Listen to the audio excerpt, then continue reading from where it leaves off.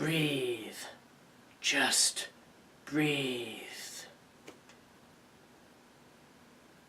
Okay, I've breathed. Let's do this review.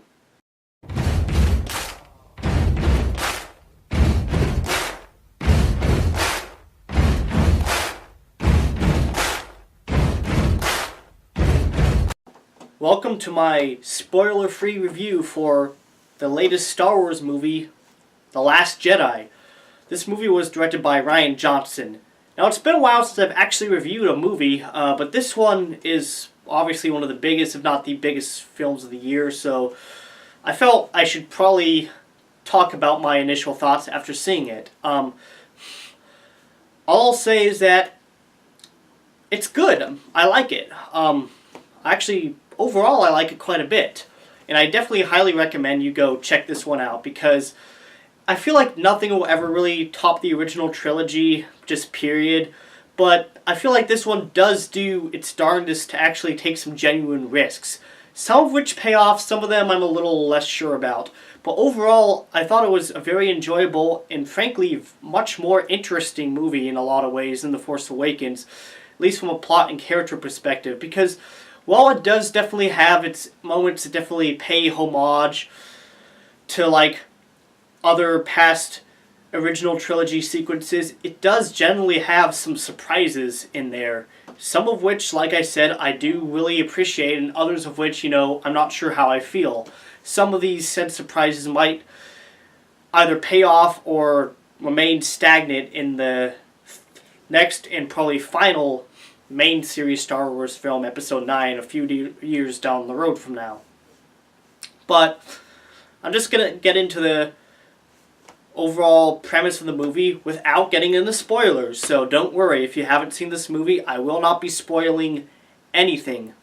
I hope. I don't think I will. So the plot for The Last Jedi takes place within mere seconds of the credits rolling on the last movie, The Force Awakens. If you want to sort of know about, what who the characters are, what the First Order is, it's basically the new Empire, what the Resistance is, the New Republic, go watch the last movie and you'll be up to date. So basically, Starkiller Base, which was destroyed in the last movie, managed to blow up the capital city of the New Republic, and basically it's all shattered, it's in ruins, and the Resistance, which was sort of working with the New Republic, is now basically on the run. The First Order has chased them from their home base. Princess Leia has decided to try to use the last of her resources to bide time and wait and hope beyond hope that Luke Skywalker, her brother, will finally return. Meanwhile, Poe Dameron and Finn and a new character named Rose decide to go down to this gambling planet called Canto Blight to recruit this hacker guy.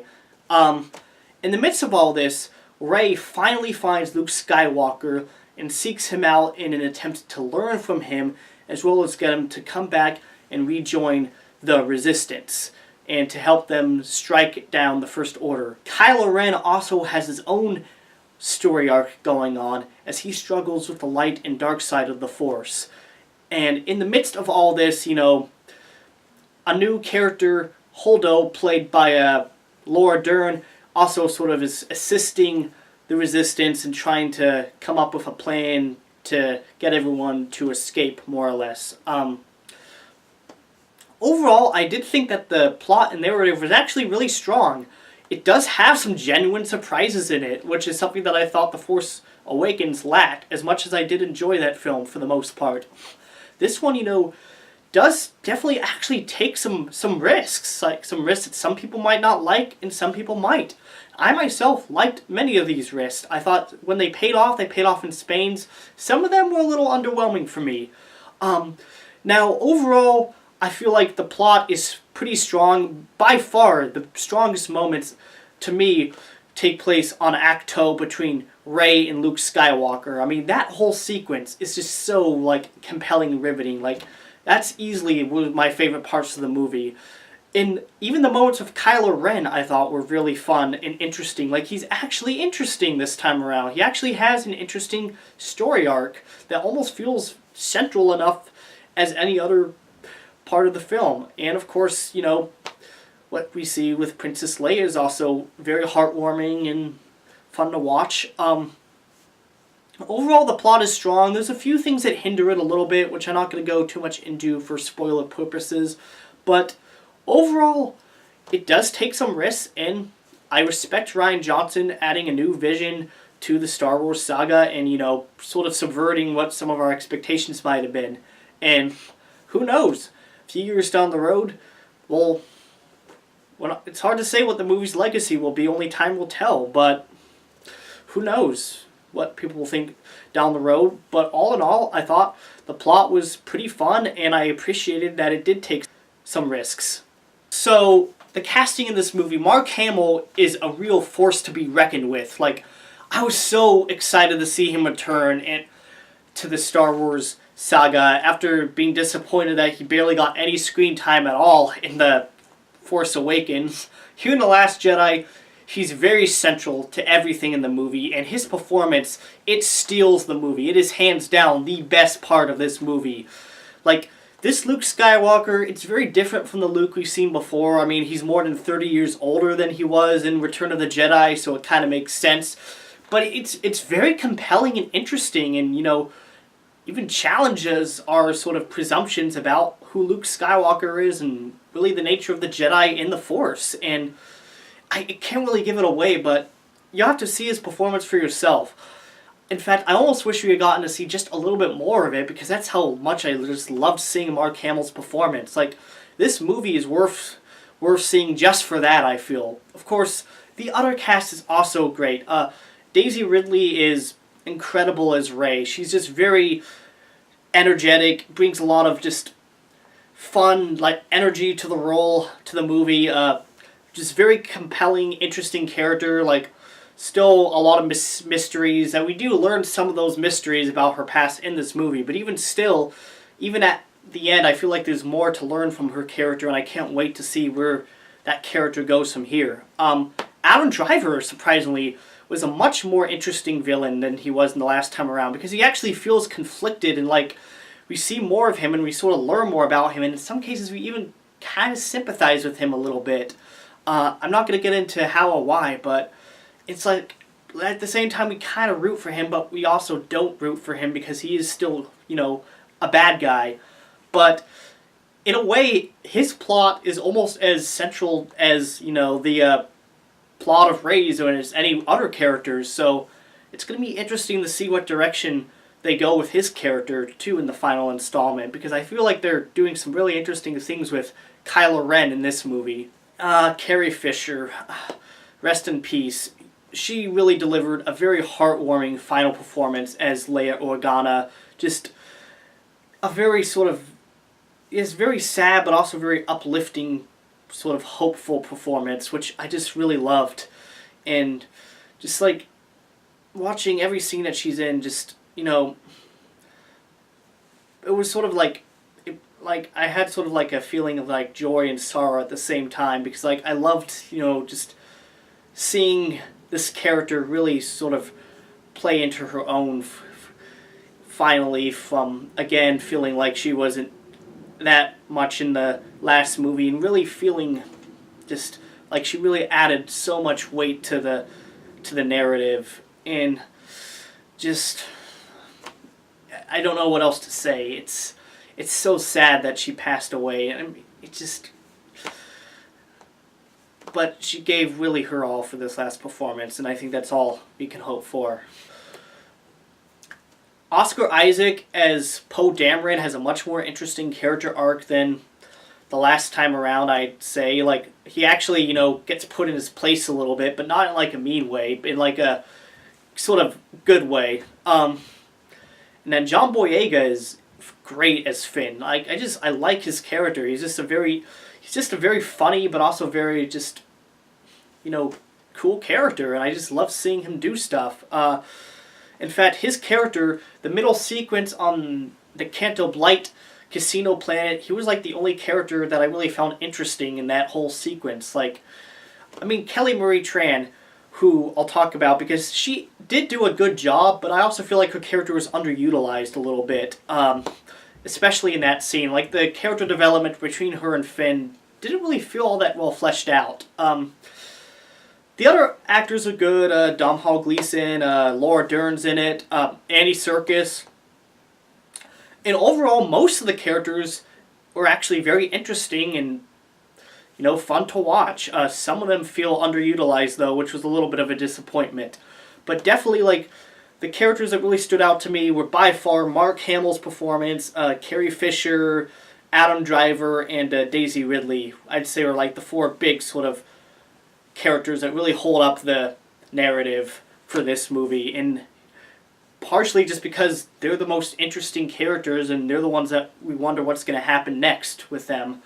Like, sure, like, what happens to the other characters, they're fun to watch, but, like, I didn't really have, like, that same, sitting on the edge of my seat when I was watching, like, Poe Dameron or even, like, Finn or any of those characters. I did watching, like, the characters that I really cared about, which were those four.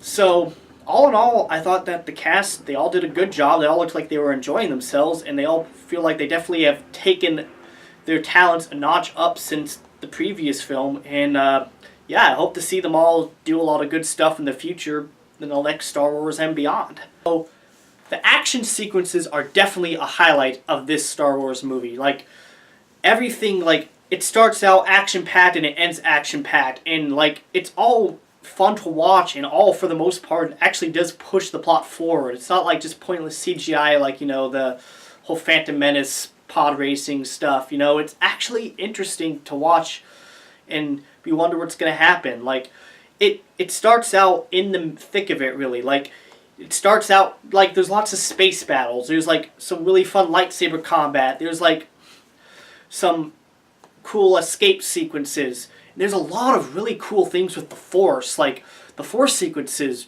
kind of blew my mind. And I know some fans are going to be a little mad about some of the decisions they made with the Force, but I appreciated that they took some of those risks. At least in hindsight, I do, after mulling it over for, like, the night. Like, they really feel like we haven't really seen this in a Star Wars movie before, and we haven't really, like, really even thought of some of these things before, and it's interesting to think about. There's one scene in particular, I don't want to, like, spoil it, but that really, kind of put a grin on my face when I watched it, and just I can't wait to sort of, watch it again and see what I notice the next time, because, like, it feels like, yeah, the Force really feels like a central part of this universe, more so than, like, the lightsabers or the blasters and stuff like that, and they really bring that back to the center.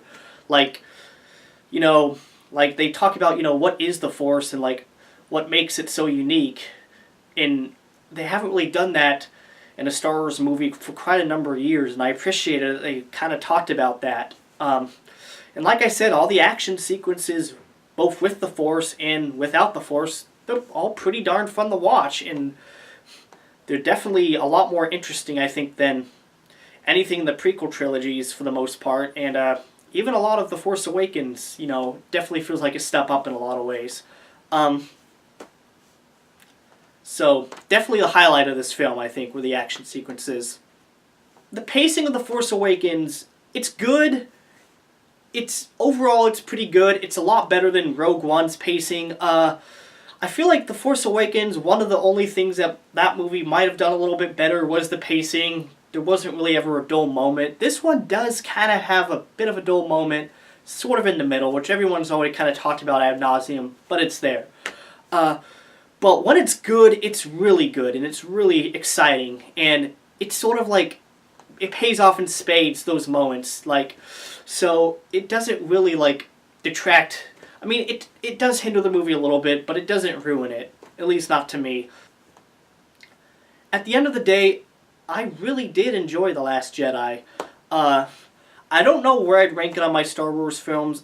I don't think anything's ever going to compare to the original trilogy for me from a Star Wars perspective. There is just something uniquely special about that, and one could say that as a standalone series, it had a perfect beginning, middle, and end, and I still technically try to keep it that way, but that said, I do think that Rian Johnson did try his darndest to provide a fresh new take on the established Star Wars formula, and when it works, it pays off in spades. When it doesn't work, it does disappoint a little bit, and the movie's definitely not perfect, but it's far from bad, and it's definitely better than Rogue One. I don't know where I'd place it in terms of like Force Awakens yet.